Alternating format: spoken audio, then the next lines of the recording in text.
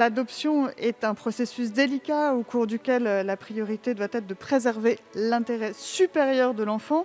Et dans un texte sur l'adoption, il me semble plus que cohérent que figure cette notion explicitement. En quoi le fait d'ouvrir l'adoption pour supprimer les différences entre couples hétérosexuels et homosexuels mariés et couples hétérosexuels et homosexuels non mariés renforce et sécurise l'adoption. Donc il s'agit plutôt ici en réalité d'un sophisme qui ne sert une fois de plus que l'intérêt des adultes qui veulent avoir un enfant, en oubliant encore une fois l'intérêt de l'enfant qui est d'être adopté par un couple marié en vue d'assurer évidemment une certaine stabilité familiale et composée de préférence d'un homme et d'une femme pour lui permettre de grandir dans une cellule familiale construite autour de l'altérité homme-femme. Parce qu'on revient toujours à cette notion de l'intérêt supérieur de l'enfant qui est au fond la seule notion qui vaille.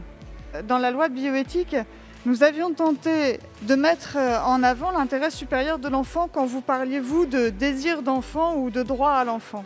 Je reviens à l'intérêt supérieur de l'enfant. Ce qui m'intéresse dans cette histoire, c'est qu'est-ce qui est bien pour l'enfant. Voilà.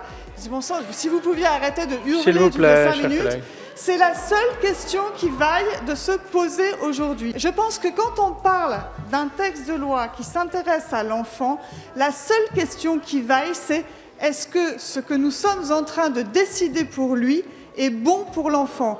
Ni pour les parents, ni pour les couples, ni pour les personnes seules, qu'elles soient homosexuelles, hétérosexuelles, ça n'a absolument aucune importance. Si vous ne rectifiez pas le tir en revenant sur ce que vous appelez des avancées, il est à craindre que ce soit le bien-être des enfants eux-mêmes qui devra reculer. Je vous remercie.